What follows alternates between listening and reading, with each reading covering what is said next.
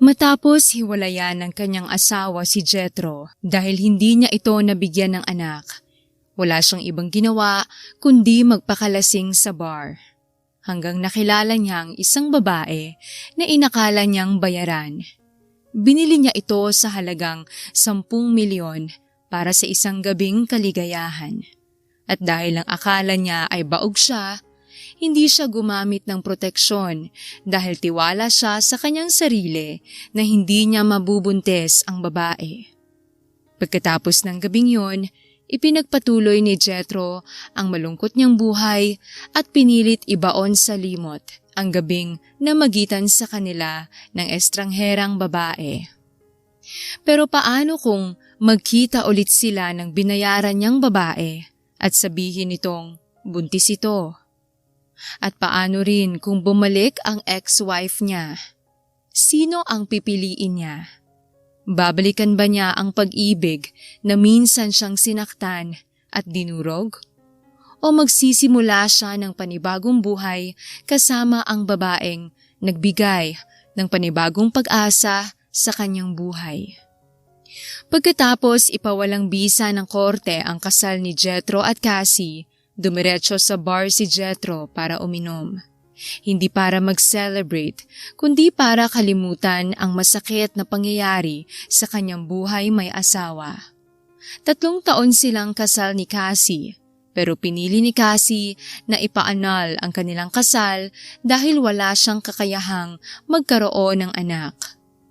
Noong una, ayaw pumayag ni Jethro sa kagustuhan ng kanyang dating asawa. Ilang beses siyang nagmakaawa at naglumuhod sa harapan nito, pero sa huli, wala siyang nagawa dahil pursigido itong iwan siya. Masakit man, ay pinalaya ni Jethro ang kanyang asawa. Para saan pa nga ba naman ang kanilang pagsasama kung lagi na lang silang nag-aaway at hindi magkasundo sa kahit anong bagay? Napailing na lang si Jethro, kasabay ng muling pagdaan ng sakit sa kanyang dibdib, nang muli niyang nakita sa kanyang isip kung gaano kalaki ang ngiti ni Cassie nang tuluyang mawala ng bisa ang kanilang kasal. Daig pa nitong nanalo sa loto at para itong ibon na nakawala sa hawla. Muli niyang nilagok ang laman ng boteng hawak. Kanina pa tumutunog ang kanyang cellphone pero hindi siya nag-aksaya ng oras na tingnan ito. Sa halip, ipinagpatuloy niya ang kanyang pag-inom. Gusto niyang mamanhid ang kanyang pakiramdam at makalimutan ang sakit na nararamdaman. Hanggang isang kamay ang humawak sa kanyang braso nang muli niyang itataas ang hawak na inumin. "Pare, tama na yan! Huwag mo naman sirain ang buhay mo nang dahil sa nangyari." Awat ni Alex sa kanya.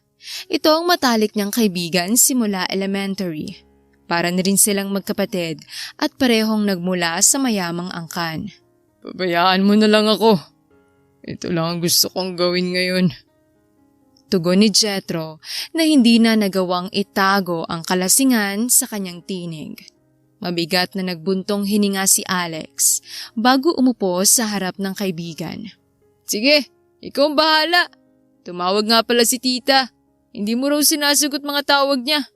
Nag-aalala na siya sa'yo." Sabi ni Alex bago dinampot ang isang bote ng alak. "Anong oras ka ba uuwi?" Tanong pa ni Alex. "Ayoko munang umuwi. Gusto ko pang uminom." Sagot ni Jethro. Sino ba naman ang gugustuhin pang umuwi sa bahay nilang mag-asawa? Ngayong wala naman siyang asawa na madaratnan doon. Marahas na hinilamos ni Alex ang kamay sa sariling muka bago napapagod na tumingin sa kaibigan. "Pare, asawa lang ang nawala sa'yo. Nandyan pang pamilya mo. At ako, narito pa kaming mga nagmamahal sa'yo. At kahit anong mangyari, hindi ka namin iiwan. Tuloy lang ang buhay, pare ko." Paliwanag ni Alex. Mapait namang tumawa si Jethro. "Masasabi mo lang yan dahil hindi ikaw ang nasa sitwasyon ko ngayon. Hindi ikaw ang iniwan ng asawa. Hindi ikaw ang iniwan dahil hindi mo siya nabigyan ng anak at ng pamilyang pangarap niya. Hindi ikaw ako na isang inutil. Anak na lang. Hindi ko pa nagawang ibigay kay Cassie. Umiiyak sa sakit na sabi ni Jethro. Naawa ng pinagmasdan ni Alex ang kaibigan. Alam niyang mahal na mahal ni Jethro ang asawa nito at alam din niya kung gaano kasakit ang pinagdaanan nito ngayon. Pero wala naman siyang magawa para pagaanin ang kalooban nito. Pare, ito lang ang mapapayo ko sa'yo. Kalimutan mo ng babaeng yun. Kung talagang mahal ka niya, hindi ka niya iiwan. Tatanggapin niya lahat ng mali at kulang sa'yo. At higit sa lahat, maghihintay yun hanggang magkaroon kayo ng anak. Hanggang makabuo kayo ng sarili niyong pamilya. Tutuparin niyang sinumpa niyo sa harap ng altar na magsasama kayo sa hirap at ginhawa. Paliwanag pa ni Alex bago marahang tinapik ang likod ni Jethro. Umupo naman ng tuwid si Jethro bago pinahid ang kanyang mga luha pagkuway. Humarap ito sa kaibigan habang hawak pa rin ang bote ng alak. Tama ka, pre. Siguro, hindi talaga niya ako minahal. Kasi kung anak lang ang kulang sa pagsasama namin, pwede naman kaming mag-adapt ng baby eh. Kaya mula ngayon, hindi ko na siya pag-aaksaya ng panahon. Ang gabing ito na rin ang huling beses na magpapakalasing ako at iisipin pa siya. Sagot ni Jethro. Napangiti naman si Alex nang marinig ang sinabi ng kaibigan. Natutuwang inilahad ni Alex ang kamay kay Jethro na tinanggap naman ito. Maya-maya pa ay sabay na silang uminom. Yan na pare ko. Dapat strong tayo palagi. Kalimutan mo ng babaeng yun. Marami pang babae dyan na nagkakandara pa sa'yo. Masayang wika ni Alex. Cheers! Sigaw ni Jethro bago itinaas ang kanyang inumin.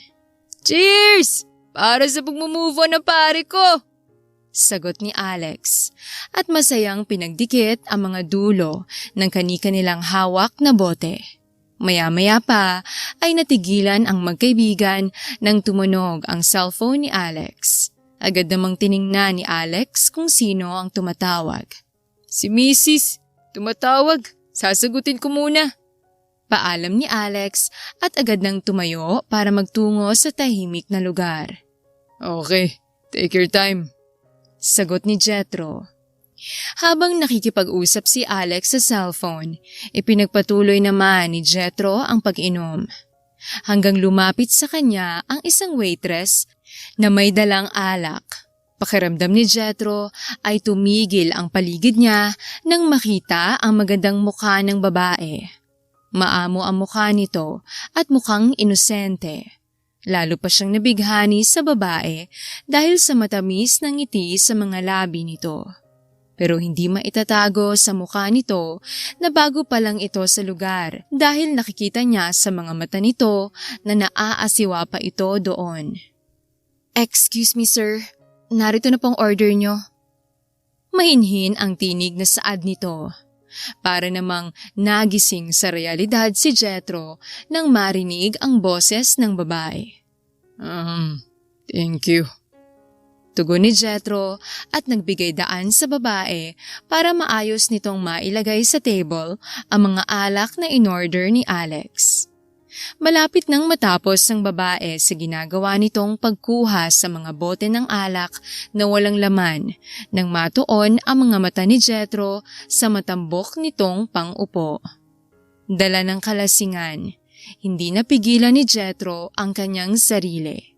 Hinawakan at pinisil niya ang matambok nitong pang-upo. Napaigtad naman sa gulat ang dalaga. Nang nakabawi ay galit nitong hinarap si Jethro. "Anong problema mo? Manyakis! Manyakis!" Galit na tungayaw ng babae bago tinabig ng malakas ang kamay ni Jethro dahilan para tumama ito sa kanto ng mesa. Pinigilan naman ni Jethro ang mapangiwi nang maramdaman ang sakit sa kanyang kamao. Kung kanina ay mahinhin ang mukha ng babae, ngayon ay nagmukha itong leon na anumang oras ay handang manakmal. Hindi sumagot si Jethro. Sa halip ay parang aso itong ngumisi, bagay na lalong ikinagalit ni Jamaica. Anong ngiti-ngiti mo dyan? May nakakatawa ba sa ginawa mo? Mangyak-ngiyak sa galit na tanong ni Jamaica. Tumunga muna ng alak si Jethro bago sumagot. Stop playing innocent. Pare-pareho lang kayong mga babae. Kalmadong sagot ni Jethro. Hindi ko alam ang sinasabi mo. Nagtatrabaho ko dito ng marangal. Sagot ni Jamaica. Pagak namang tumawa si Jethro bago inilibot ang paningin sa paligid. May marangal bang trabaho sa ganitong lugar? Come on, miss. Name your price. Ibibigay ko sa'yo ng doble. Basta sumama ka sa akin ngayong gabi. Wika ni Jethro, bagay na lalong ikinagalit ni Jamaica. Excuse me po, sir. Waitress po ako dito. Hindi bayaran. Galit na sabi ni Jamaica. Sasagot pa sana si Jethro pero lumapit na sa kanila ang dalawang bouncer kasamang babaeng manager ng bar. Anong nangyayari dito, Jamaica? Kibago mo pa lang pero gumagawa ka na ng gulo. Seryosong sabi ng manager. Ma'am, ito pong lalaking to eh. Hinipuan po ko. Inulok pa po ako na ibentang sarili ko sa kanya. Mangyak-ngiyak sa galit na sumbong ni Jamaica. Sige na, iwan mo na kami. Kalmado ang tinig na sagot ng manager kay Jamaica. Mabilis namang tumalikod sa mga ito si Jamaica at walang lingon-likod na bumalik sa kanyang pwesto. Malalim na ang gabi pero patuloy pa ring kinukumbinsi ng manager si Jamaica na tanggapin ang offer ng customer nilang lasing. Malaki daw ito at makakatulong sa problema niya, sabi ng manager. At mula din nga sa manager ay nalaman ni Jamaica na hindi naman ito dating kumukuha ng babae sa bar.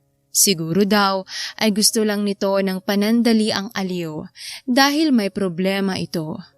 Iniwan daw kasi ito ng asawa nito at yun daw ang dahilan kung bakit gabi-gabi itong nasa bar at nalulunod sa alak. Hindi naman napigilan ni Jamaica na pagmasdan ang lalaki mula sa kanyang kinaroroonan. Guwapo ito at malakas ang appeal. Sabi pa ni Madam Liza, ay mayaman daw ito. Kung tutuusin, ay ito ang tipo ng lalaking pinapangarap ng mga kababaihan. Pero bakit kaya iniwan ito ng asawa nito? Siguro masama ang ugali. Manyakis pa. At mukhang babaero din. Well, deserve niyang iwan. Nakaismid na sagot ni Jamaica sa mga tanong sa kanyang isipan. Natigil sa kanyang pag-iisip si Jamaica nang kalabitin siya ni Sarah, ang nag-iisa niyang kaibigan na siyang nagpasok sa kanya sa bar. Jam! Hindi ba kailangan mo ng pera? Bakit hindi mo patanggapin ang offer ni Mr. Hernandez? Hindi ka nalugi sa kanya. Mayaman at gwapo yun. At sigurado ako kapag nagustuhan niyang performance mo, siya nang magiging regular customer mo. Sabi pa ni Sarah. Hindi ko kaya. Hindi ko masikmura na ang perang ipangpapagamot ko kay inay ay galing sa pagbebenta ng katawan. Nakayuko na sagot ni Jamaica. Nako, sa panahon ngayon, pag pinairal mong pride mo, talo ka. Dapat marunong kang sumabay sa agos ng buhay. Isipin mo na lang na sa perang ibabayad sa'yo ni Mr. Hernandez, walang kahirap-hirap mong maipapagamot ang nanay mong may sakit. Mababayaran mo pa ang mga bill niya sa ospital. Pwede pa kayong magsimula ng maliit na negosyo pag gumaling ang nanay mo. Ang sabi ni Madam, malaki daw ang offer sa'yo. Siguro alam niyang virgin ka pa kaya interesado siya sa'yo. Kaya kung ako ikaw, hindi ko na pag-iisipan pang bagay na yun. Susunggaban ko na agad ang oportunidad na mabagong takbo ng buhay ko. Mahabang litanya ni Sarah. Hindi lingid sa kaalaman ni Jamaica na bukod sa pagiging dancer sa bar, ay tumatanggap din ng customer si Sarah na siya nitong pinantutustos sa pamilya nito. Hindi naman kasi tayo pare-pareho. Pinangako ko kasi sa sarili ko na ibibigay ko lang ang sarili ko sa lalaking pakakasalan ako. Tugon ni Jamaica. Ikaw ang bahala, pero may oras pa naman. Pag-isipan mo rin. Wika pa ni Sarah bago umalis. Naiwang naguguluhan si Jamaica. Ang totoo niyan, kailangan niya ng perang pangpagamot sa kanyang ina at sa iba pa nilang gastusin. Marami na rin siyang utang na kailangan niyang bayaran. Gusto rin sana niyang bigyan ang kanyang ina ng pangkabuhayan pag gumaling na ito para hindi na nito kailangan pang tumanggap ng labada mula sa mga kapitbahay nilang may kaya sa buhay. Pero paano niya magagawa ang lahat ng yon kung aasa lang siya sa kakarampot niyang sahod bilang waitress? Paano kaya kung tanggapin niya ang offer ng customer? Baka tama si Sarah. Yun ang mabilis na paraan para matupad niya ang lahat ng gusto niyang mangyari sa buhay nila ng kanyang mag-ina. Bahala na. Sa isip-isip ni Jamaica. Jamaica, 10 milyon ang offer ni Mr. Hernandez. Aayawan mo pa ba? Medyo naiinis ng tanong ni Madam Liza kay Jamaica nang ipatawag ulit siya nito. 10 milyon? Hindi makapaniwala na tanong ni Jamaica. Agad namang tumango si Madam Liza. Pero kasi Madam, natatakot po ako eh. Paano kapag nabuntis niya ako? At saka, ano pong mukhang ihaharap ko sa lalaking mapapangasawa ko? Para na rin po akong pokpok pag ginawa kong gusto niyo. Nakayokong sagot ng dalaga. Jamaica, makinig ka. Marami ang dalaga dyan na nasisira ang buhay dahil nagmahal sila ng maling tao. Ang iba pa nga naging pariwara. Pero kumita ba sila ng 10 milyon? Tanong ni Madam. Hindi masamang maging praktikal ka ngayon, lalo pa at may sakit ang nanay mo. Sagot pa ni Madam Liza. Sa huli ay nakumbinsi rin ng babae ang dalaga. Bago sumapit ang hating gabi, ay hinatid ni Madam Liza si Jamaica sa hotel na malapit lang din sa bar. Naroon daw si Mr. Hernandez. Paano? Maiwan na kita. Tawagin mo na lang ako kapag may problema. Kaya mo yan. Isipin mo na lang para sa nanay mong ginagawa mo. Paalam nito kay Jamaica. Sige po, Madam. Salamat. Sagot ni Jamaica. Nang nakaalis ang ginang, saka palang pumihit si Jamaica papasok sa silid gamit ang keycard na galing sa babae. Humugot muna siya ng malalim na paghinga bago pumasok sa loob. Naabutan niya si Mr. Hernandez na nakaupo sa sofa habang humihit-hit ng sigarilyo. Kabadong tumayo sa gilid ng pinto si Jamaica. Hindi niya alam kung anong sasabihin nang magtama ang kanilang mga mata. Pakiramdam ni Jamaica ay biglang nanlalamig ang kanyang katawan nang makitang matamang pinagmamasdan ng lalaki ang kanyang kabuuan. Maya-maya pa ay nag-init ang mukha ni Jamaica nang makitang ilang segundo nang nakatingin ang binata sa kanyang dibdib. Wala sa sarili na tinakpan niya ng kanyang mga braso ang kanyang harapan. Hindi naman napigilan ni Jethro ang pagtikwas ng kabilang gilid ng kanyang labi nang makita ang ginawa ng babae. Playing innocent Aniya sa kanyang isip. Maligo ka na. Seryoso na utos ni Jethro sa babae. Nagmamadaling tumalilis si Jamaica para makaiwas sa mapanuri nitong mga mata. Agad siyang pumasok sa maliit na pinto ng banyo at isinarado ito. Dito niya pinakawalan ang hanging naipon sa kanyang dibdib. Pagkatapos hamigin ang kanyang sarili, hinubad ni Jamaica ang mga kasuotan sa kanyang katawan at nagmamadali itong nilabhan gamit ang detergent na nakuha niya sa lavatory. Ito lang ang damit niya at ito pa rin ang isusuot niya bukas pa uwi. Ayaw naman niyang suotin ito nang hindi pa nalalabhan dahil kanina pa niya ito suot sa kanyang katawan. Mamaya na lang niya ito iboblower para mabilis matuyo. Pagkatapos niyang maglaba, tumapat siya sa shower at doon ay walang sawang kiniskis ang kanyang balat. Gusto niyang tiyakin na malinis ang kanyang katawan at mabango siya para hindi naman nakakahiya kay Mr. Hernandez at sa 10 milyong bayad nito sa kanya. Sa wakas, milyonaryo na siya. Inabot ng halos 1 oras sa ilalim ng shower si Jamaica at nang i-off niya ang shower, narinig niya ang malakas at sunod-sunod na katok sa pinto ng banyo mula sa labas. Nanlalaki ang mga matang tinakip niya ang kanyang palad sa kanyang bibig nang marinig ang boses ni Mr. Hernandez sa labas ng banyo. Miss, are you alright?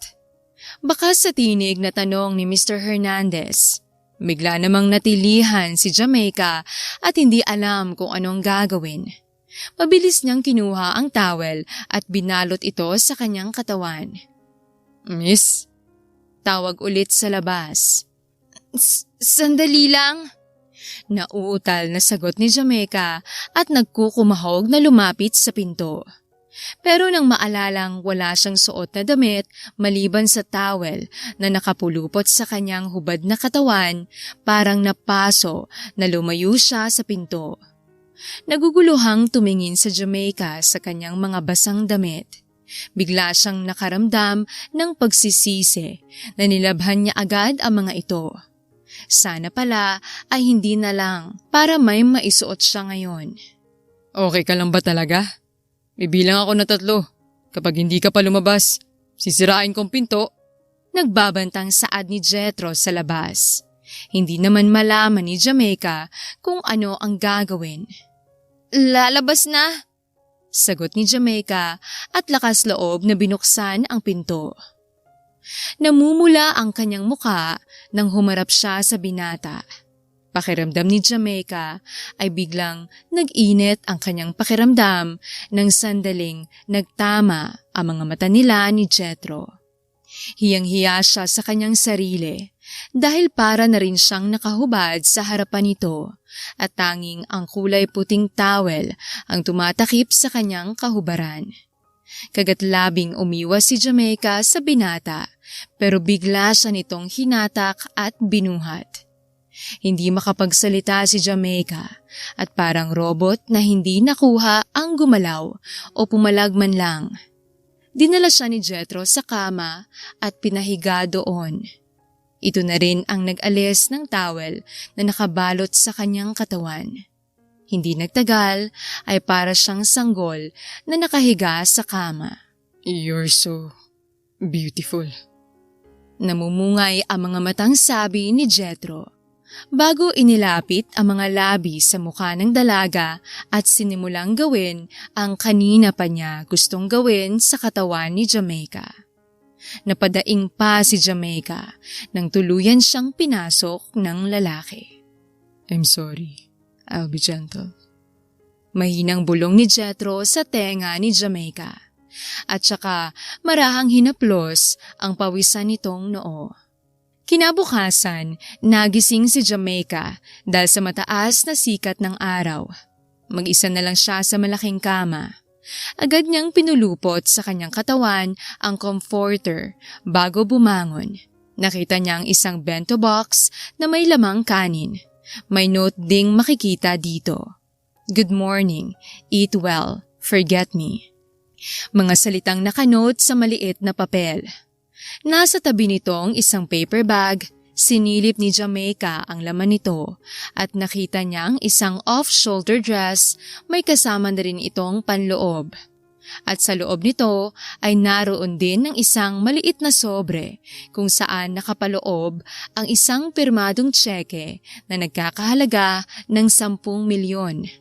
Nagmamadaling nagbihis si Jamaica. Hindi na niya nakuha pang kumain dahil sa samot-saring damdaming lumukob sa kanyang dibdib. Nang nakalabas na si Jamaica sa gusali, hindi niya alintana ang masamang pakiramdam at masakit na katawan. Pumara siya ng taxi at nagpahatid sa bangko. Nag-open siya ng account at diniposit dito ang kanyang pera. Sunod niyang pinuntahan ay ang kanyang ina sa ospital. Samantala, tanghali na nang pumasok sa kanyang opisina si Jethro. Medyo masakit pa ang kanyang ulo, pero kailangan niyang pumasok dahil may mahalaga siyang gagawin ngayong araw sa kanyang opisina. "Good morning, sir!" Bati ng kanyang sekretary. Hindi sumagot si Jethro at nagpatuloy sa kanyang paglalakad. Sa kanyang opisina ay naabutan niya si Alex. Prente itong nakaupo sa couch habang nagbabasa ng magazine. "Wow! Tanghali ka yata!" Bungad nito kay Jethro habang may pilyong ngiti na naglalaro sa labi. "Late ako nagising." Matipid na sagot ni Jethro. "Well, pasensya ka na nga pala kagabi. Hindi na kita binalikan. Pinauwi na kasi ako ni Mrs. Dahil ang taas ng lagnat ng anak namin." Sabi ni Alex. "Ayos lang. Nag-enjoy naman ako." Nakangiting sagot ni Jethro. "Anong ibig sabihin ng mga ngiti na yan? Magkwento ka naman." Tudyo ni Alex. "I bought a woman sa bar kagabi. 10 million. Bali walang sagot ni Jethro. "What? 10 million? For one night?" Hindi makapaniwala na sagot ni Alex. "Yes, she's a virgin." Nakangiting tugon ni Jethro. "Wah! Hindi na masama." Nakangising sagot ni Alex. Tumangu-tango naman si Jethro at hindi mapigil ang sariling alalahanin sa isip ang nangyari ng nagdaang gabi. Ang babaeng yun sa bar, ang babaeng hindi nakakasawang pagmasdan ang kagandahan. Hindi rin niya maiwasang humanga dito dahil ginawa nitong ingatan ang sarili nito sa edad nito ngayon. Samantalang si Cassie, nang nakilala niya ay hindi siya ang unang lalaki sa buhay nito. Pero tinanggap niya yon. Minahal niya ito ng labis at binigay ang lahat ng bagay na akala niya ay nakakapagpasaya dito. Makalipas ang 2 buwan, sa kabila ng mga gabing sumasagi sa isip ni Jethro ang babae sa bar, mahigpit niyang pinigilan ang sariling hanapin ito. Ayaw niyang muling masaktan dahil sa isang tao. Kaya't hanggat maaari, pinilit niyang ibinaon sa limot ang lahat at ipagpatuloy ang kanyang buhay. Ginugol niya ang lahat ng oras niya sa pagpapatakbo ng kanyang kumpanya. Hanggang isang araw, hindi inaasahan ni Jethro ang isang panauhin na dumating sa kanyang opisina. Si Jamaica. "Come in." Sagot ni Jethro mula sa loob ng kanyang silid. Maya-maya pa ay pumasok ang babaeng ilang buwan nang gumugulo sa kanyang isipan. "Anong ginagawa mo rito?" Tanong ni Jethro at agad tumayo matapos pagmasdan ang kabuuan ng babae. Kahit lasing na lasing siya ng gabing kasama niya ito, hindi niya malilimutan ang itsura nito dahil parang napagkit na yon sa kanyang isip. Hindi maiwasan ni Jethro ang mapakunot noo nang makitang maputla ang mukha nito at payat. Mukha itong may sakit. "Buntis ako, 2 buwan. Ikaw ang ama." Seryosong sabi ng babae. Agad namang rumehistro sa mukha ni Jethro ang pagkabigla. Bagay na inaasahan na ni Jamaica. Hindi agad nakasagot si Jethro at pilit pinoproseso sa kanyang isip ang kanyang narinig. Paano niya mabubuntis ang babae? Baog siya. "Nagpapatawa ka ba?" Galit na tanong ni Jethro at saka humakbang palapit kay Jamaica. Wala siyang balak magpalinlang sa katulad nito. Siguro, nakukulangan pa ito sa pera na binigay niya.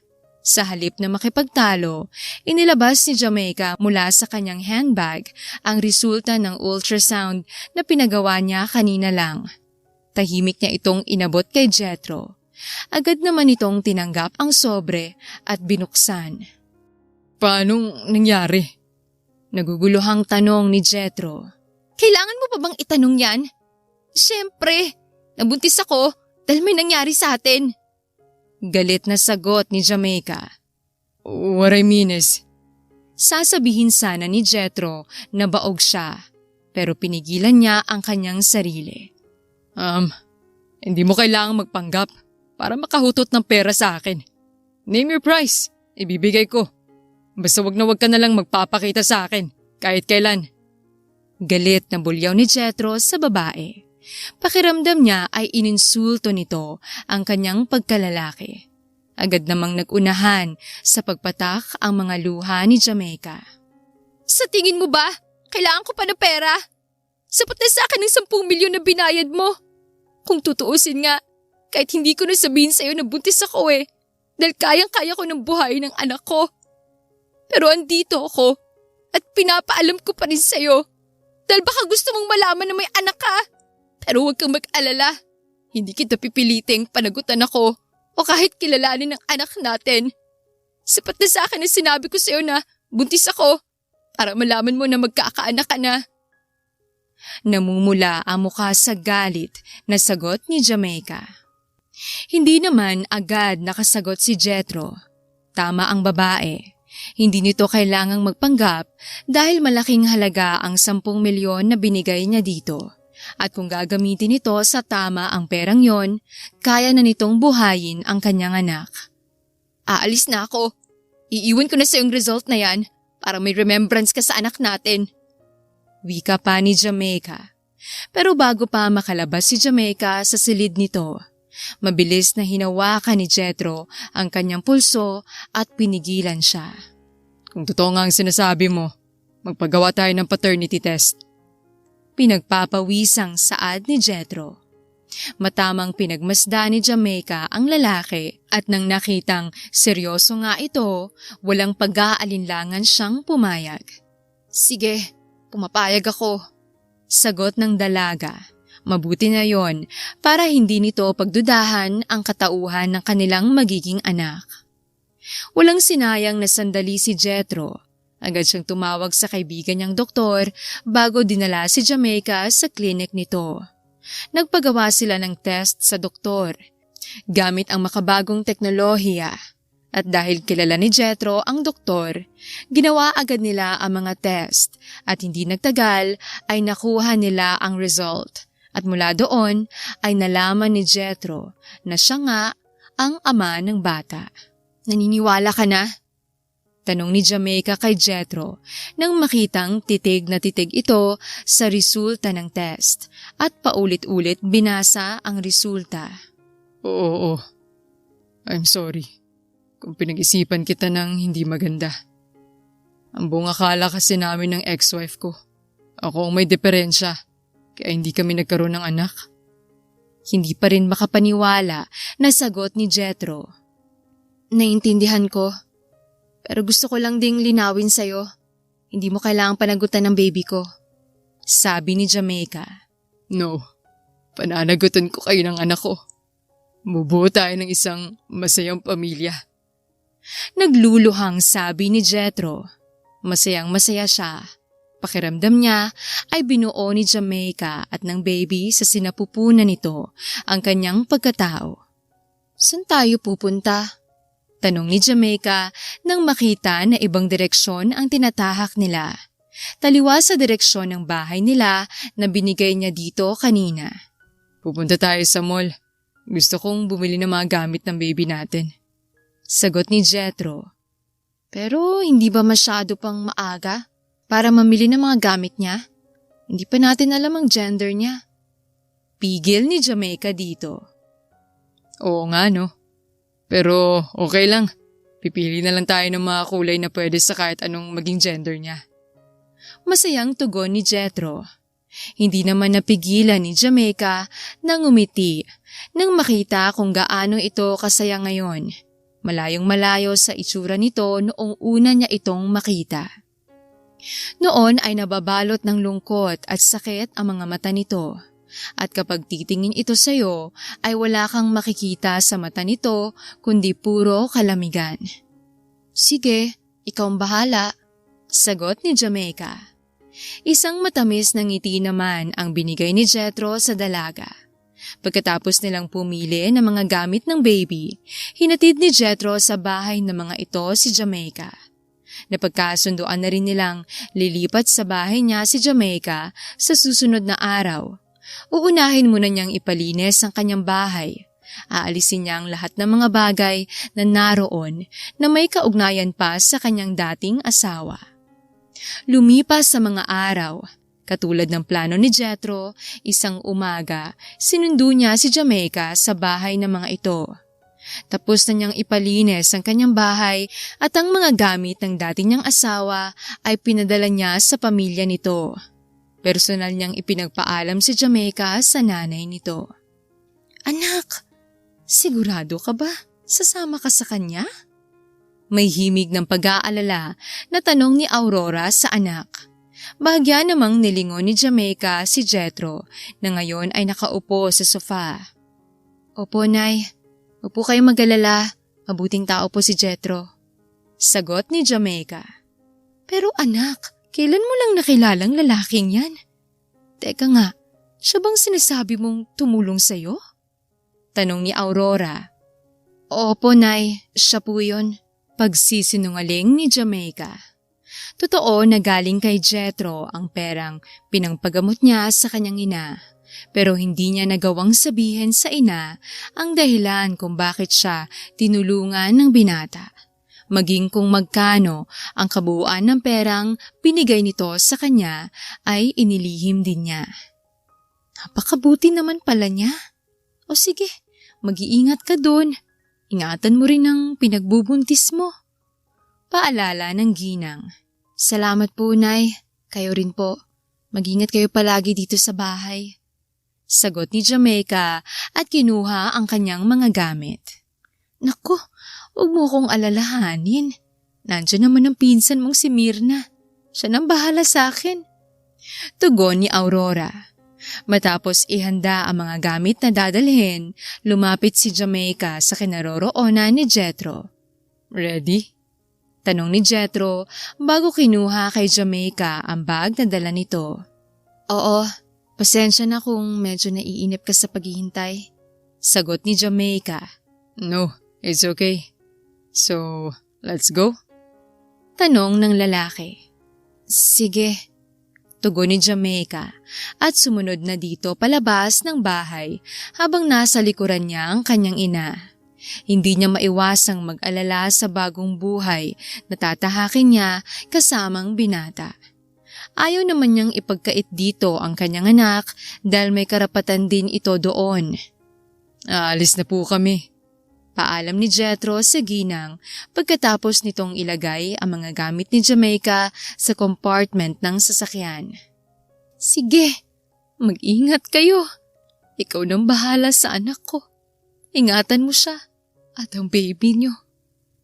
Naluluha ang matang bilin pa ni Aurora.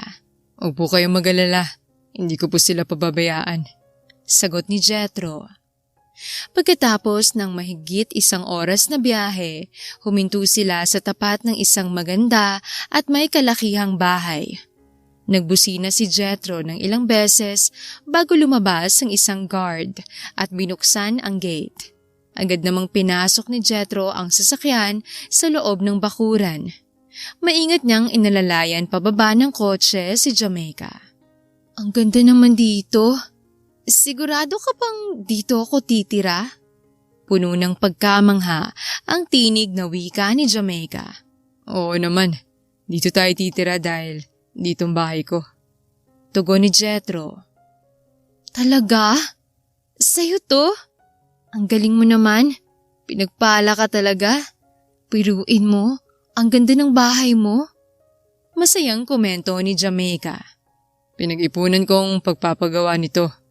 Ito kasi ang dream house ko at dito ko pangarap tumira kasamang magiging pamilya ko. May swimming pool sa likod nito at may playground din. Sigurado kong matutuwa ang anak natin kapag lumabas na siya. Masayang saad ni Jethro. Hahawakan sana nito ang tiyan ni Jamaica pero katulad ng nakaraan, mabilis siyang umiwas. Hanggang ngayon ay hindi pa rin siya sanay sa mga simpleng gestures mula sa binata. Nahihiyang iniwas ni Jamaica ang kanyang mga mata at sinundan ng tingin ang itinuturo ni Jethro kanina. At mula sa kanilang kinaroroonan, nakita ni Jamaica ang playground na sinasabi ng binata. Nasa kabilang dako ito ng bakuran. May swing doon na gawa sa bakal at slide na hindi naman masyadong mataas. Tama lang para sa batang nasa 3 taon hanggang 7 taong gulang. Meron ding basketball court. May mga bench ding upuan sa paligid. Siya nga pala, dito kami dating nakatira ng ex-wife ko. Pagkukwento pa ni Jethro na muling kumuha sa atensyon ng dalaga. Nag-angat ng mukha si Jamaica at humarap kay Jethro. Pero wala naman siyang maapuhap na sasabihin kaya tumahimik na lang ulit siya at pinilit ibaling sa ibang direksyon ang kanyang paningin. But don't worry, dahil sigurado kong wala na mga gamit niya sa loob ng bahay. Dagdag pa ni Jethro nang makita na biglang natigilan si Jamaica. Ayos lang naman sa akin. Hindi mo kailangang magpaliwanag. Asawa mo siya noon kaya normal lang na tumira kayo dito at magsama sa isang bubong. Sagot ni Jamaica. Sandaling pinagmasdan ni Jethro ang mukha ni Jamaica bago inaya papasok sa loob ng bahay. Salamat. Halika, iaatid na kita sa magiging silid mo. Paanyaya ni Jethro. Hindi napigilan ni Jamaica ang humanga sa loob ng bahay nang nakapasok na sila. Maaliwalas at malinis ito at mukhang wala kahit konting alikabok sa pader at sa mga sulok. Marami ring mga mamahaling gamit ang nakadisplay sa loob ng bahay tulad ng mga painting na obra ng ilang sikat na pintor. Mula sa sala ay may 3 kasambahay na sumalubong sa kanila. Pawang nakangiti ang mga ito at masaya silang binate. Magandang araw po sir, ma'am. Masayang bati ng mga ito. Magandang araw din. Ganting bati ni Jamaica habang si Jethro ay tahimik lang at matipid ng umiti sa mga ito. Siya nga pala, siya si Jamaica. Buntis siya at gusto kong alagaan at igalang niyo siya, katulad ng pagrespeto at paggalang niyo sa akin. Seryosong wika ni Jethro. Masusunod po sir, sagot naman ng mga kasambahay. Sandali pang kinausap ni Jethro ang mga ito at ipinag-utos na rin ng binata ang mga gamit ni Jamaica na dalhin ng mga ito sa kanyang silid. Pagkuway, umakyat na sila itaas. Ito ang magiging silid mo. Okay ka ba dito?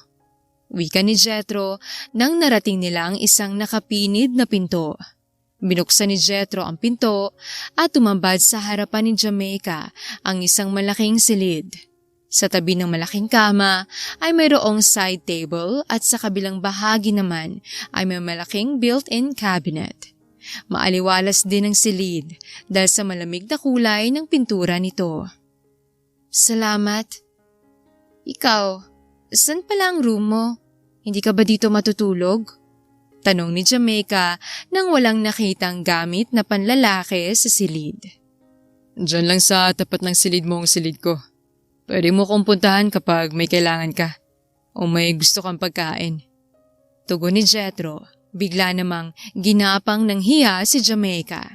Baka isipin ni Jethro gusto niya itong makasama sa pagtulog. Napangiti naman si Jethro nang makita ang namumulang mukha ng dalaga. Okay ka lang ba? Gusto mo bang magkasama tayong matulog? Inisip ko kasi na baka mailang ka kapag magkasama tayo sa isang silid. Wika ni Jethro. Mariing pumikit si Jamaica bago nakayuko na sumagot. Okay lang naman sa akin nang magkahiwalay tayo ng silid. Hindi kasi ako sanay na merong kasama sa room. Sagot ni Jamaica. Okay. Siya nga pala. Kailangan ko nang bumalik sa office. Kung may kailangan ka, magsabi ka lang sa mga maid. Paalam at bilin pa ni Jethro. Sige, salamat ulit. Sagot ni Jamaica.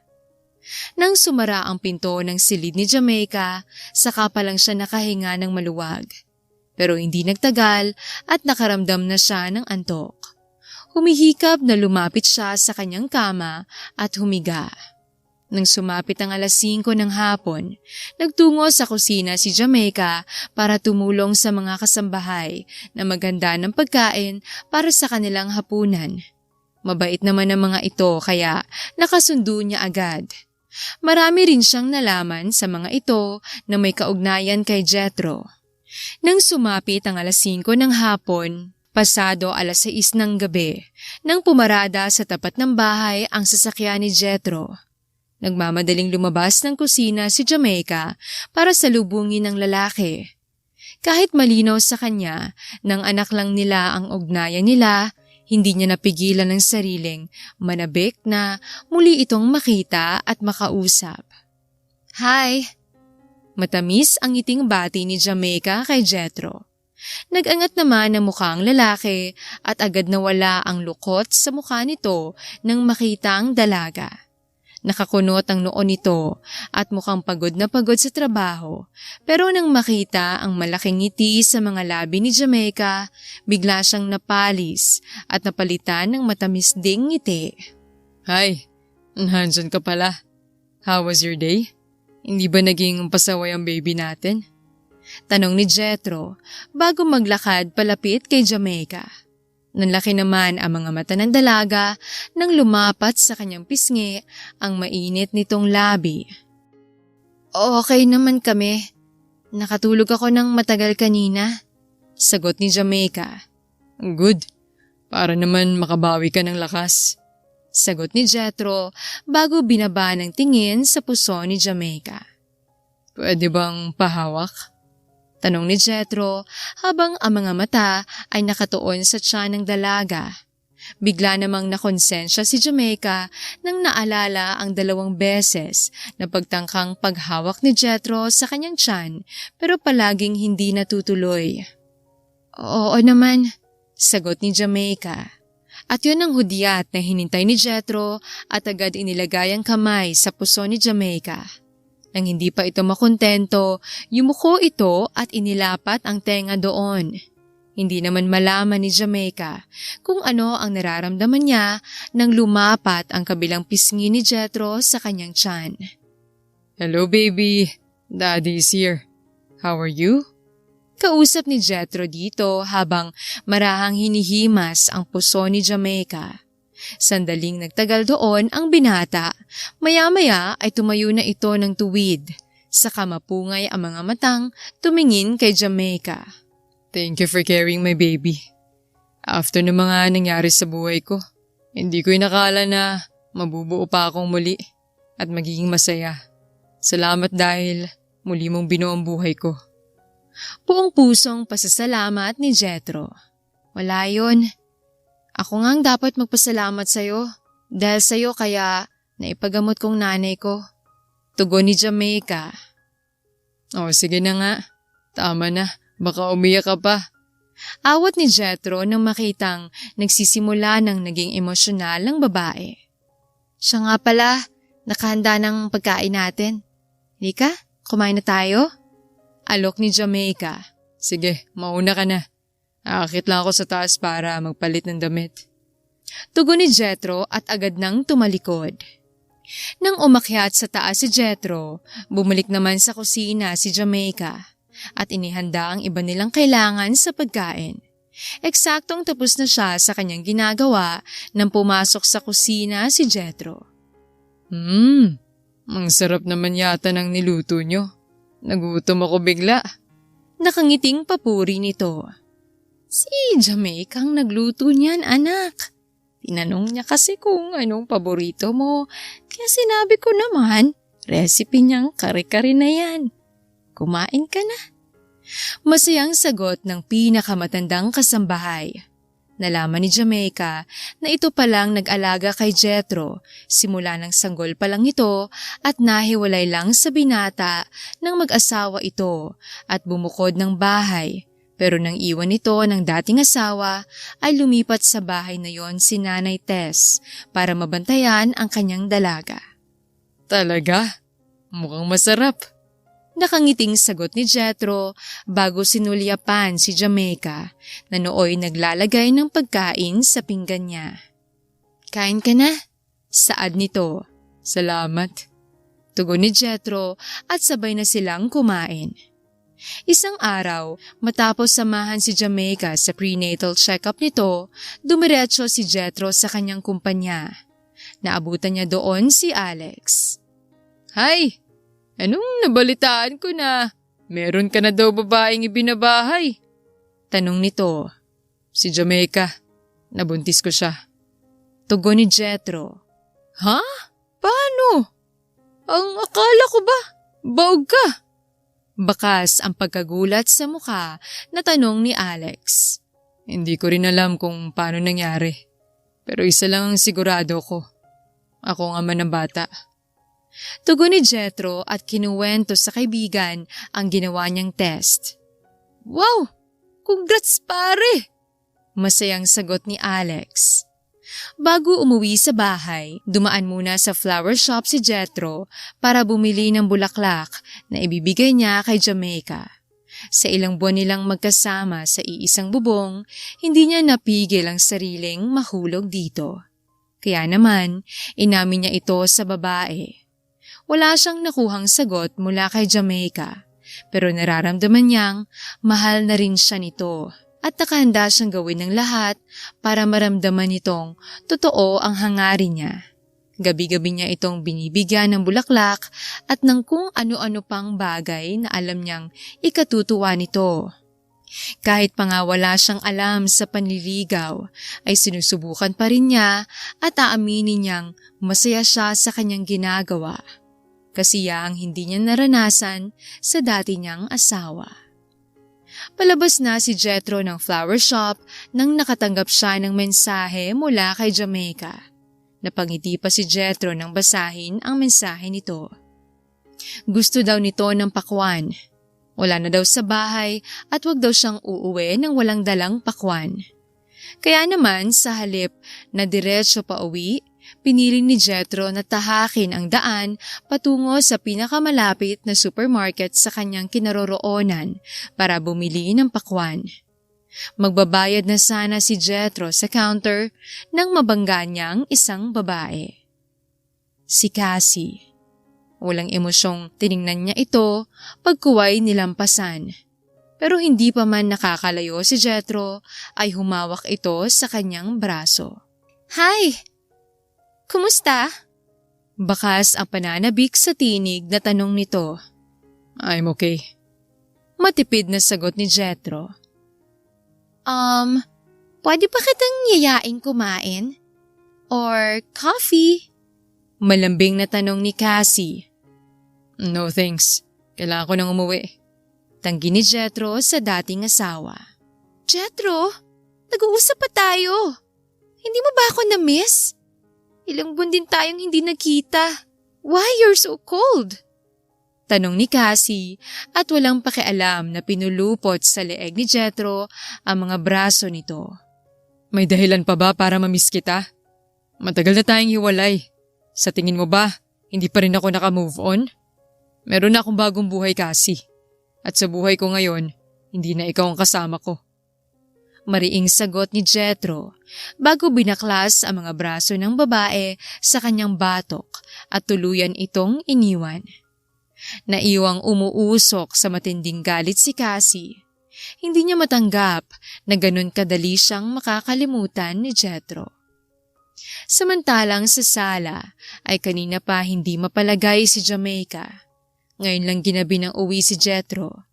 Pasado 8:00 na pero wala pa rin ito. Dati-rati naman, pasado 6:00 o bago 6:00 ay nasa bahay na ito. Kanina pa siya palakad-lakad sa sala sa kahihintay dito.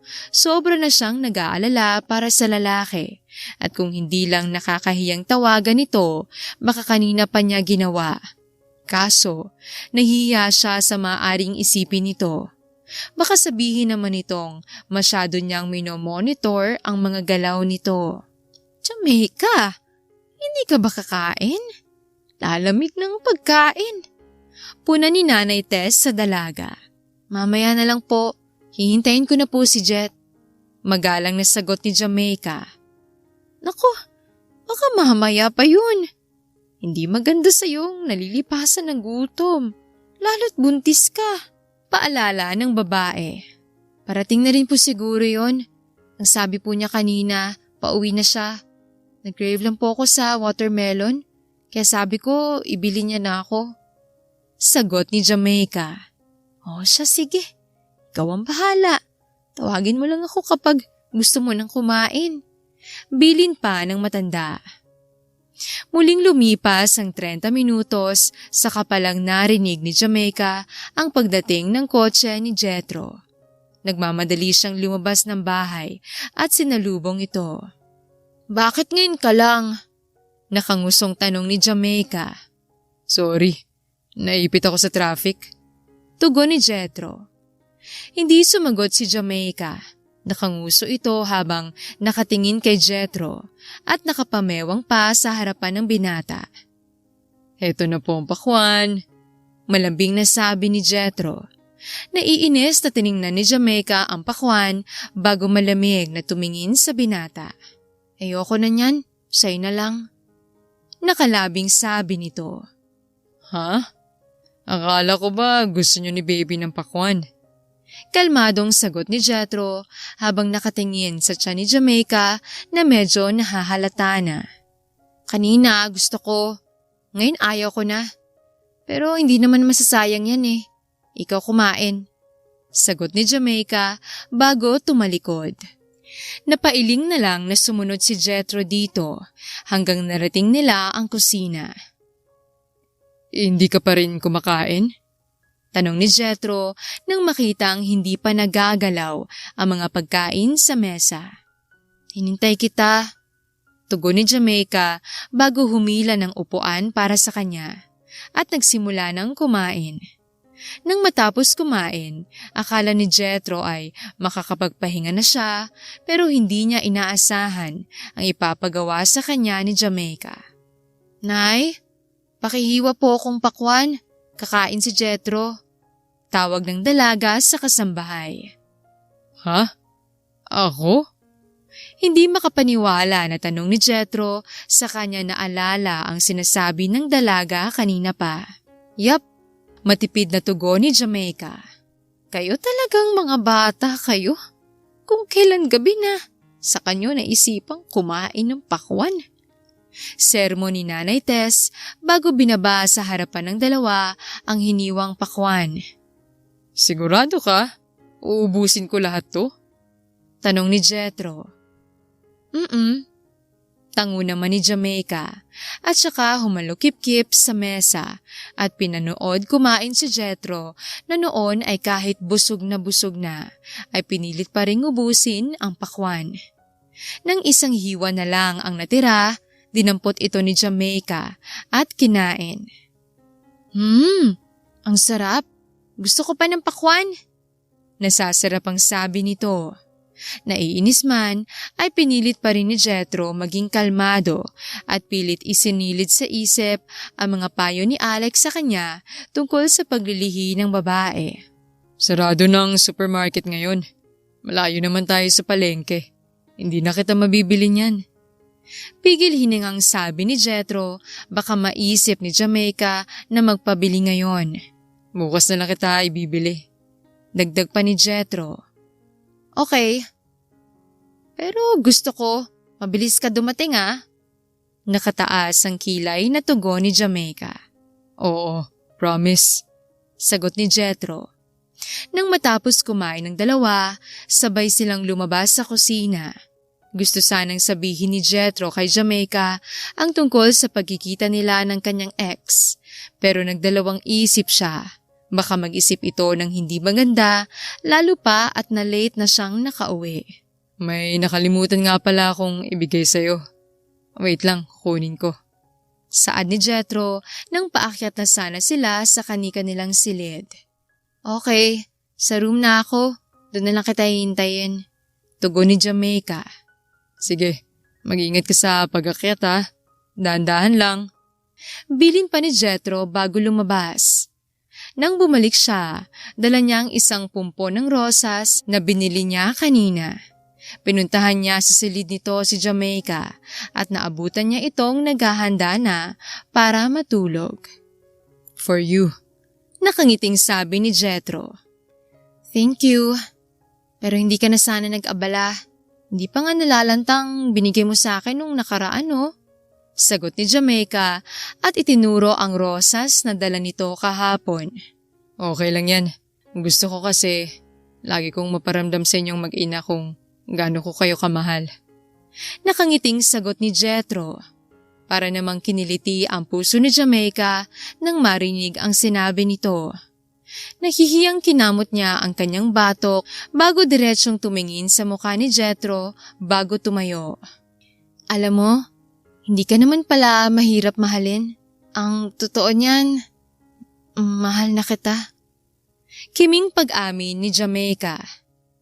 Talaga? Hindi makapaniwala na bulalas ni Jethro. Oo, mahal na kita. Hindi dahil magkakaanak na tayo, kundi dahil yun ang sinasabi ng puso ko. Nakangiting pag-amin ni Jamaica. Hindi naman mapigilan ni Jethro na mamula ang mukha.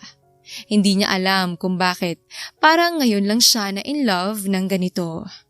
Mahal na mahal kita. Salamat dahil dumating ka sa buhay ko. Kayo ng baby natin. Maluhaluhang sabi ni Jethro bago mahigpit na niyakap si Jamaica. Hindi mo kailangang magpasalamat sa akin. Kung may dapat mang magpasalamat dito, ako yun. Dahil kung hindi dahil sa'yo, hindi nadugtungan ang buhay ni nanay. Tugon ni Jamaica bago gumanti sa mahigpit na yakap ni Jethro sa kanya. Huwag mo nang isipin yun. Pinagtagpo siguro talaga tayo ng gabing yun. Dahil kailangan natin ng isa't isa. Sabi pa ni Jethro. Huwag ka mag-alala. Dahil pinapangako ko sa'yo at sa anak natin. Aalagaan at poprotektahan ko kayo. Buong pusong dagdag pa ni Jethro. Poprotektahan mo kami? Saan? Natitilihan tanong ni Jamaica. Sa lahat. Pati na sa mga taong mananakit sa inyo. Tugon ni Jethro. Salamat.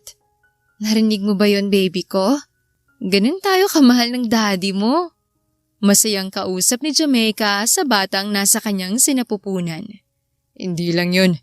Dahil mahal na mahal ko kayo at ibibigay ko sa inyong araw at bituin. Buong pagsuyong sabi ni Jethro. Paano naman nasali sa usapan ng araw at bituin? Tumatawang tanong ni Jamaica. Ganun ko kayo kamahal.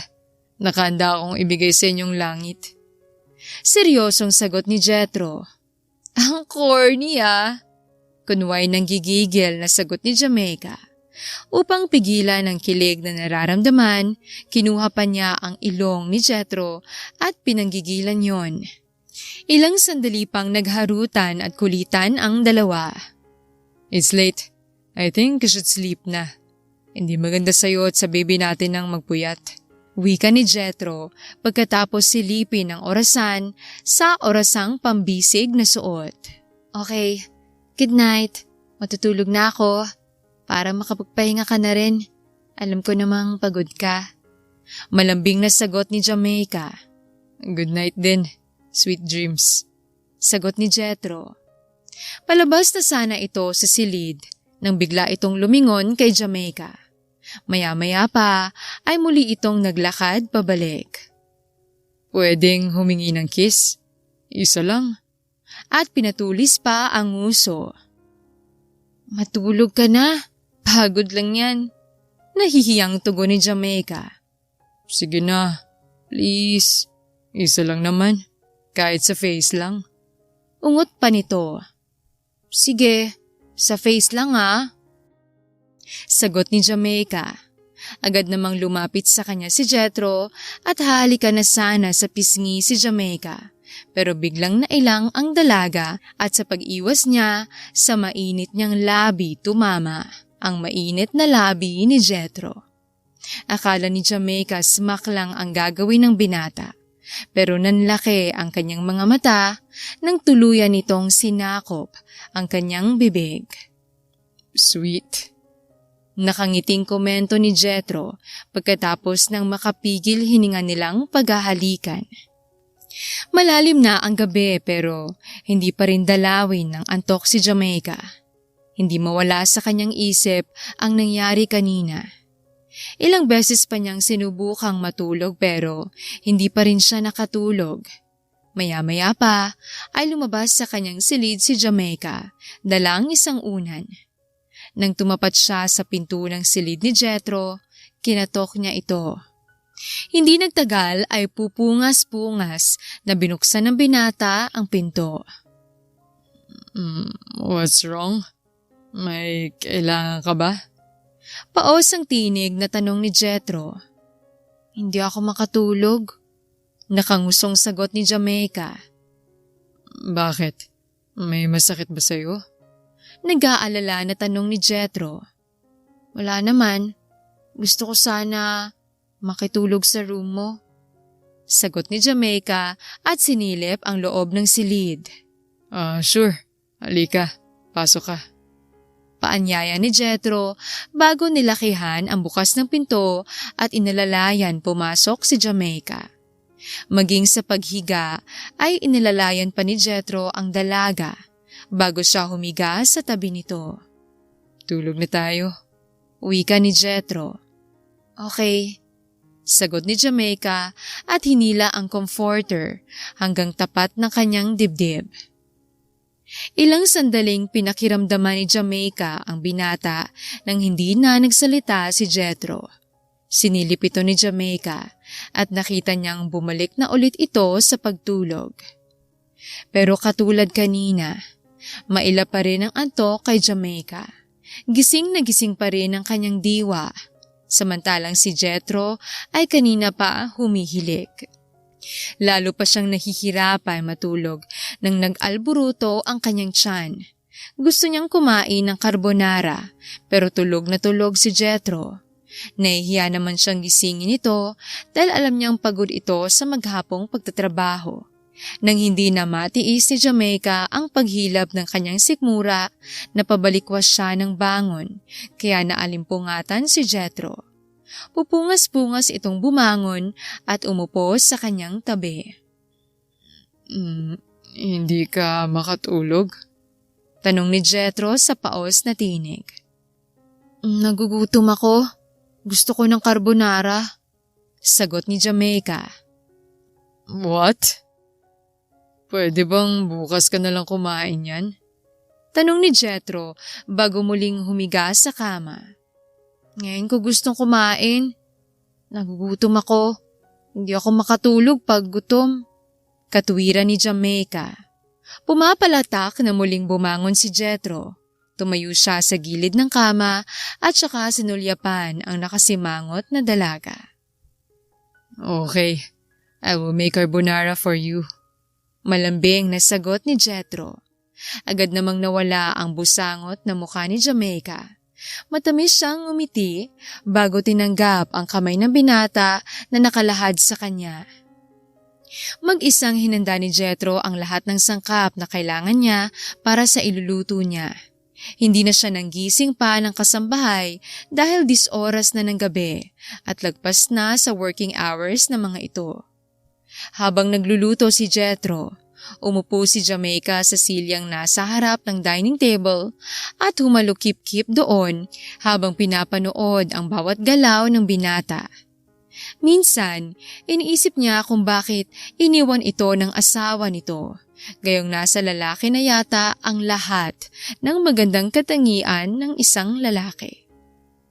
Carbonara is ready. Tawag ni Jethro sa pansin ni Jamaica at inilapag sa harapan nito ang pinggan na may lamang pagkain. Wow! Thank you! Palatak ni Jamaica na agad nanubig ang panga. Kinabukasan, tanghali na nagising si Jamaica. Wala na sa kanyang tabi si Jethro. Siguro ay pumasok na ito sa trabaho. Nagmamadali siyang bumangon sa higaan at bumalik sa kanyang silid. upang gawin ang kanyang morning routine. Nang matapos ay bumaba na siya ng hagdan. Pero nasa kalagitnaan pa lang siya ay narinig na niya ang boses ng isang babaeng galit na galit. Umamin ka nga sa akin! Noon mo pa ba ako niloloko? Galit na tanong ni Cassie kay Jethro. Umagang-umaga pa lang ay naroon na ito at nagtatatalak. Hindi ko kailangang sagutin yan. Dahil alam mo kung gaano kita minahal noon. Kahit minsan, hindi ko nagawang tumingin sa ibang babae. Pero anong ginawa mo? Iniwan mo pa rin ako. At hindi lang yun. Dahil tinanggal mo pa ako ng kumpiyansa na magkaroon ng anak nang pineke mong resulta ng test na ikaw din ang nag-insist. Galit na tugon ni Jethro. I'm sorry.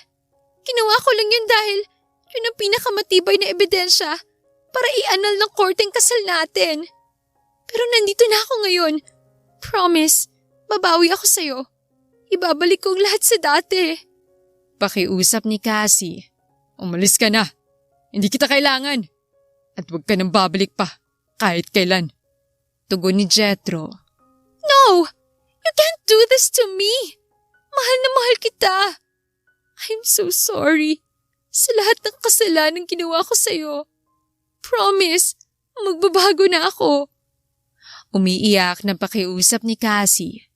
Agad namang nakaramdam ng awa para sa babae si Jamaica. Just leave. At huwag ka nang lalapit pang muli sa akin. Tapos na tayo. Nanggagalaiti na sigaw ni Jethro. Hindi sumagot si Cassie, pero humagulgol ito ng iyak. Iyak na punong-puno ng pagsisisi. Anong nangyari dito? Kalmado ang tinig na tanong ni Jamaica nang hindi na siya nakatiis. Lumingon sa kanya si Jethro pero hindi ito nagsalita. Si Cassie naman ay tinuyo ang basang pisngi bago mabagsik na humarap kay Jamaica. And who are you? Galit na tanong nito. Ako si Jamaica, ang girlfriend ni Jethro. Tugon ni Jamaica na bahagyang umatras nang makitang naglakad palapit sa kanya ang babae. Girlfriend? Sino ka sa akala mo? Para magustuhan ng isang Jethro Hernandez. You look like trash, a jerk, and a desperate woman who wants to steal my husband from me. Namumula sa galit na sigaw ni Cassie. Dahil sa mga panlalait na narinig ni Jamaica, hindi niya nagawang sumagot kay Cassie. Sino nga ba siya kung ikukumpara siya dito? Jethro, tell me who this woman is. Is she really your girlfriend? Ganyan na ba kababang taste mo ngayon? At pinagpalit mo ko sa isang babaeng basura? Utos ni Cassie sa lalaki. Kinabahan si Jamaica nang hindi agad sumagot si Jethro. Sa halip, nilingon siya nito gamit ang malamig nitong mga mata. No, she's not my girlfriend anymore. Seryosong tugon ni Jethro at bahagya pang lumingon sa kinaroroonan ni Jamaica. Parang natulos sa kanyang kinatatayuan ang dalaga nang marinig ang sinabi ni Jethro at ng mga sandaling yon. Parang gusto na lang niyang magpalamon sa lupa dahil sa pagkapahiya. Akala pa naman niya ay okay na sila pero hindi pala. See? Nasisiyahang baling ni Cassie kay Jamaica. Lalo pang nagdiwang ang kalooban nito nang makitang halos maiyak na ang dalaga. Because she's my fiancée and she will be the mother of my child. Our wedding will happen next month. Dagdag pa ni Jethro. Ang mga luha kanina na gustong pumatak sa mga mata ni Jamaica ay tuluyan ng bumagsak dahil sa labis na tuwa. Habang si Cassie ang natigilan at parang nahirapang iproseso sa isip ang mga narinig. Lumapit si Jethro kay Jamaica. Hinapit niya ang bewang nito at saka mabilis na hinalikan sa labi. Good morning. Sorry kung iniwan kita sa room. Nagising ako dahil sa ingay kanina. Paliwanag ni Jethro. It's okay. Akala ko nga pumasok ka na sa trabaho. Malambing ang tinig na sagot ni Jamaica. I hate you, Jethro! We separate for almost 6 months. Tapos ngayon, may bago ka na agad. How dare you? Galit na sabi ni Cassie at akmang susugurin si Jamaica pero maagap na hinarangan ni Jethro ang katawan sa kasintahan. Don't you dare touch and hit her. May paglalagyan ka sa akin. Jamaica is pregnant with our first child. Galit na banta ni Jethro sa dating asawa. How dare you? Pagsisisihan niyong kinuha niyo to sa akin. Hindi ko kayo hahayaang maging masaya. Galit na sigaw ni Cassie bago nagdadabog na lumabas ng bahay. Nang tuluyang umalis si Cassie, nagtungo naman sila Jethro at Jamaica sa kusina. Agad namang naghain ng pagkain si Nanay Tess. Ano ba daw ang kailangan na bruhang yun? Ang kapal na mukha niya para bumalik pa dito pagkatapos ng ginawa niya sa'yo. Galit na sabi ng matanda. Huwag niyo na lang siyang pansinin, Nay. Nagugulo lang ang babaeng yun. Pakasabi na lang kay Mang Berting na higpitan ng seguridad. Lalo pa't buntis si Jamaica. Sagot ni Jethro. Ay dapat lang. Mamayang Berting na yan ay tatamaan sa akin. Kung bakit pinapasok pa niyang babaeng yun. Nanggagalaiti pa ring sagot ng matanda. Tama na yan, Nay. Hindi rin siguro alam ng tao. Huwag na kayong magalit ang puso niyo. Paalala ni Jethro. Nang tumalikod ang ginang, saka palang hinarap ni Jamaica ang binata. Bakit ka nga pala nagsinungaling kay Cassie? Hindi mo pa naman ako fiancé Tsaka, hindi pa tayo magpapakasal. Tanong ni Jamaica. Kinuha ni Jethro ang kamay ni Jamaica at pinisil.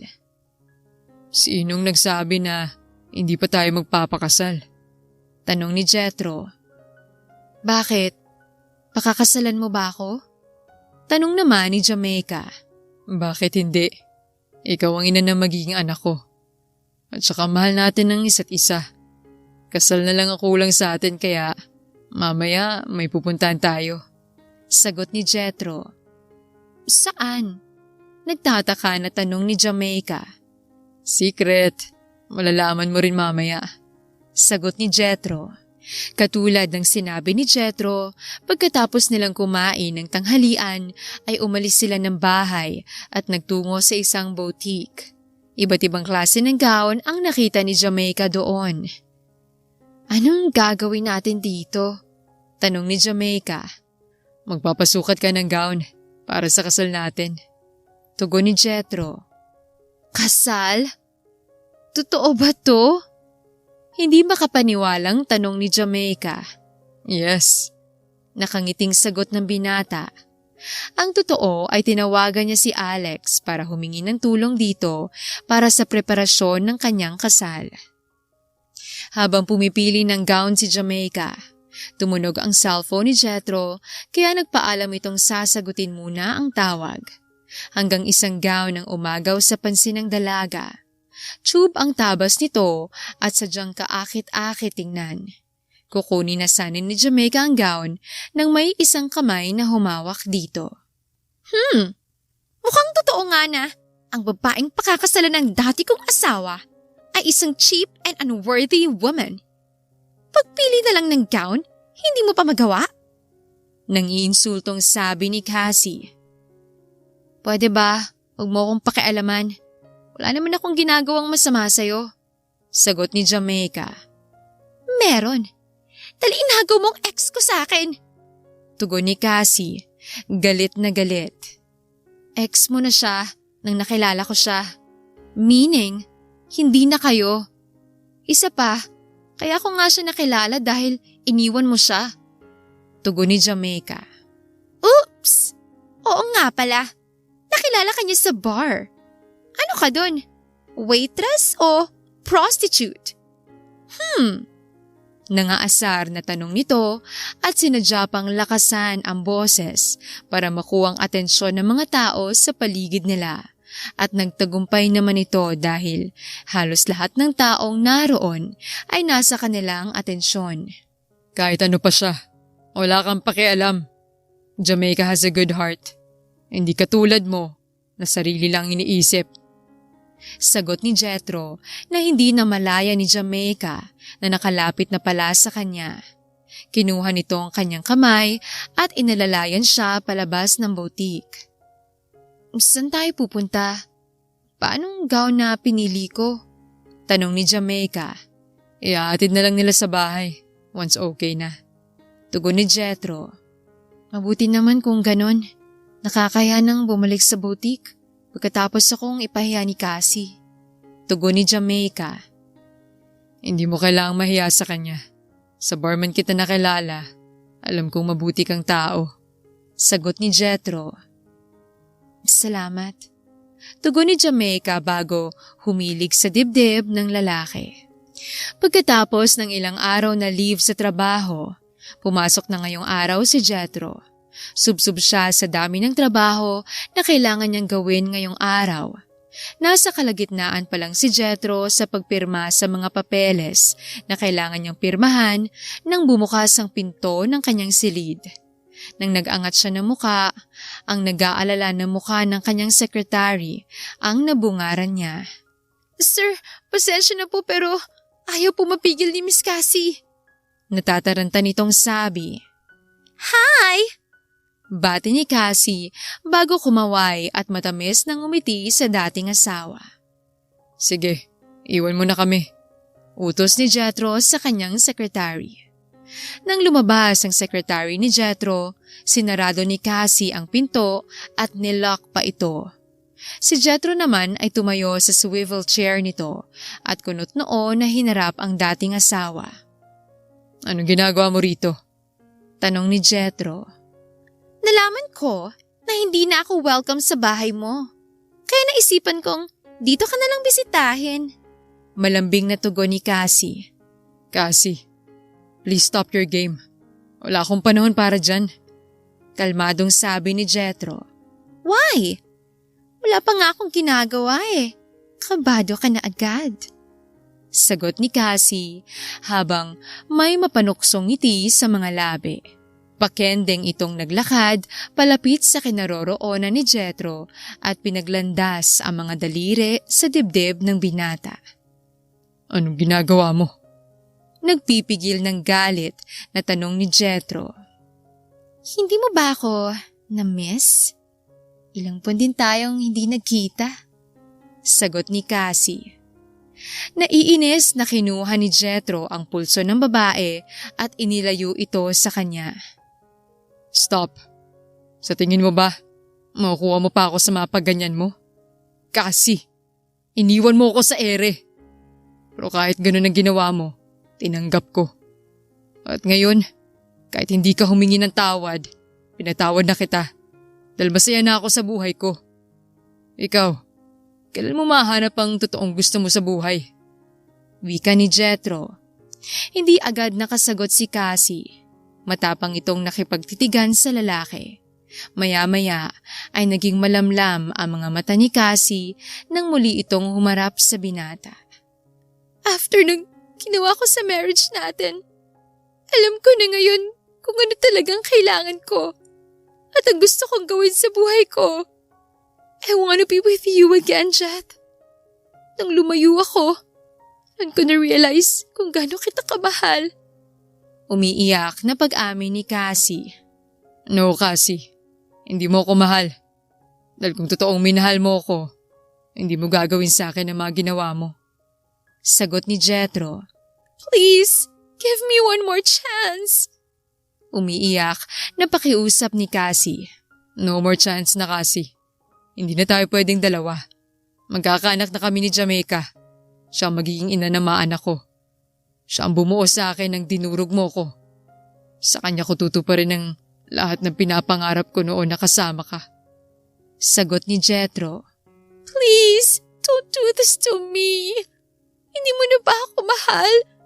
Kahit konting pagmamahal na lang. Please. Pagmamakaawa ni Cassie. I'm sorry. Mahal kita pero bilang isang kaibigan na lang. Sana pabayaan mo na ako.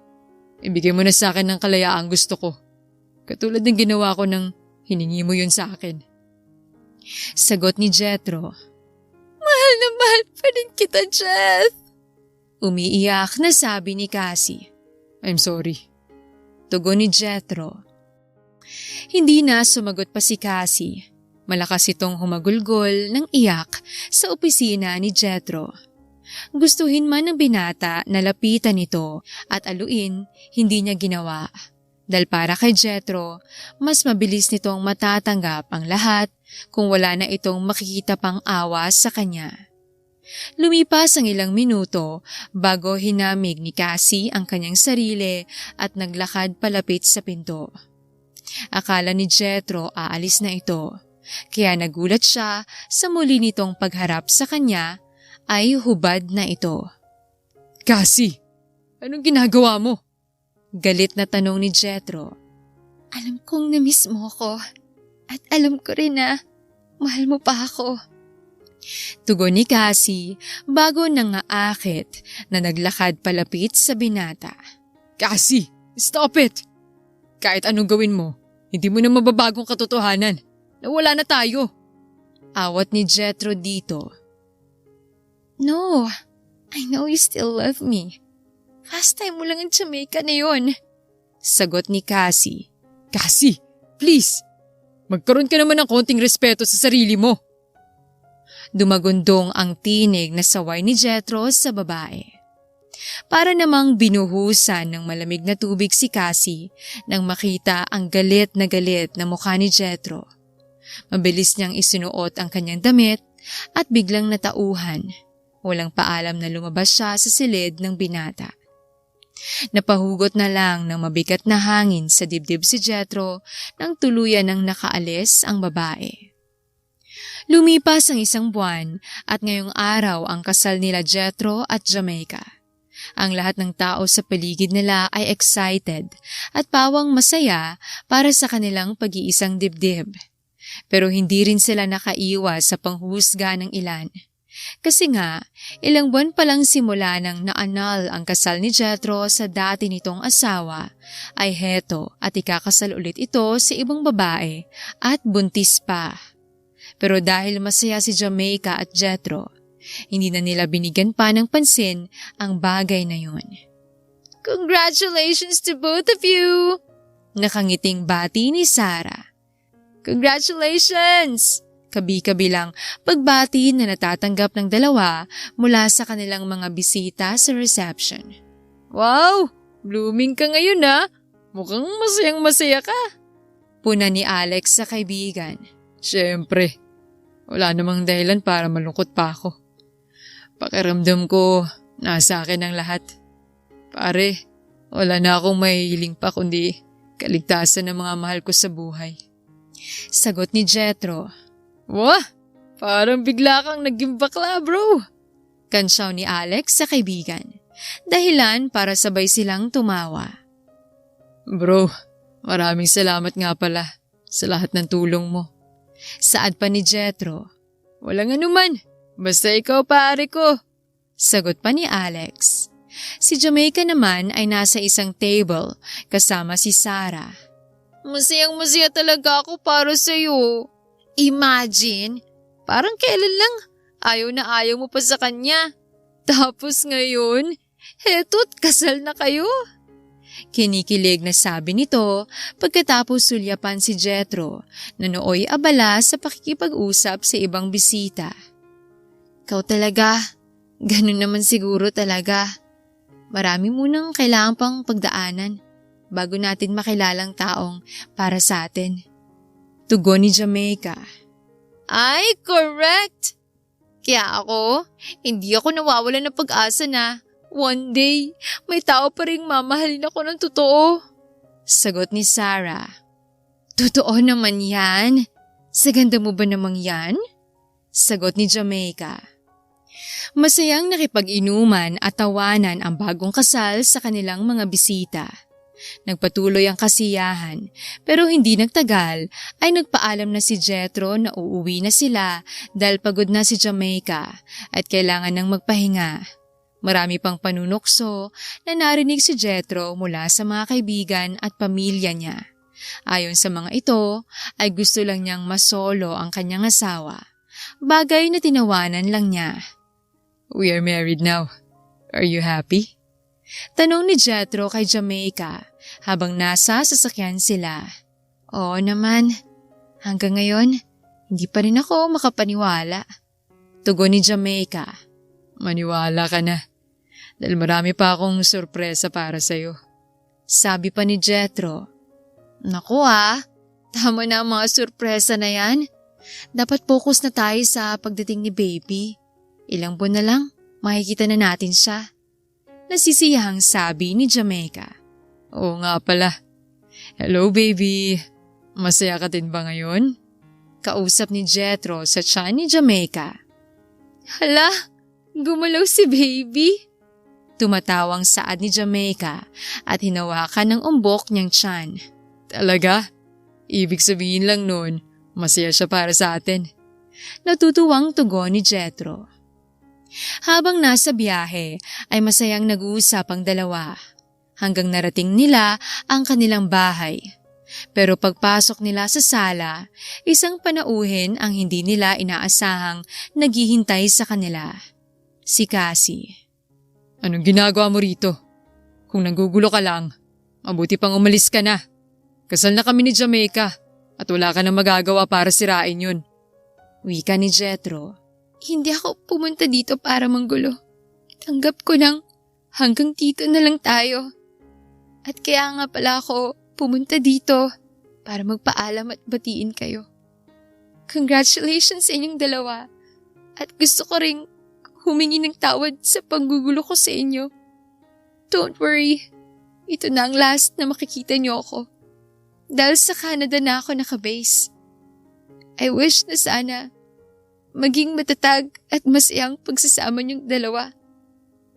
Jethro, I'm really sorry. Umiiyak na sabi ni Cassie. Naglakad palapit sa babae si Jethro at niyakap ang kanyang ex. Habang si Jamaica naman ay tahimik na pinagmamasdan ng dalawa. Salamat. Sorry din kung nasaktan ka sa pagpapakasal namin. Sorry kung hindi mo agad natanggap na may kapalit ka na sa puso ko. Puno ng emosyong sabi ni Jethro. Naiintindihan ko. Siguro, tama ka. Hindi talaga tayo para sa isa't isa. Sagot ni Cassie bago kumalas sa binata. Jamaica, thank you. Sana alagaan at mahalin mo si Jethro. Sana wag mo akong tularan sa naging pagkakamali ko. Bilin pa ni Cassie. Makakaasa ka. Maikling tugon ni Jamaica.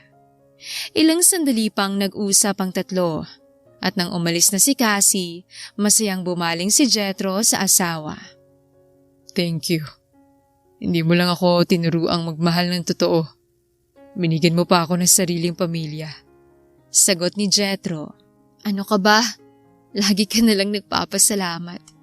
Dapat nga akong magpasalamat sa iyo dahil kahit hindi ako mayaman katulad mo, minahal mo pa rin ako at pinakasalan. Tumatawang sagot ni Jamaica. I love you. Masayang sabi ni Jethro at nilapit ang kanyang muka sa muka ng dalaga. I love you too. Masayang tugon ni Jamaica.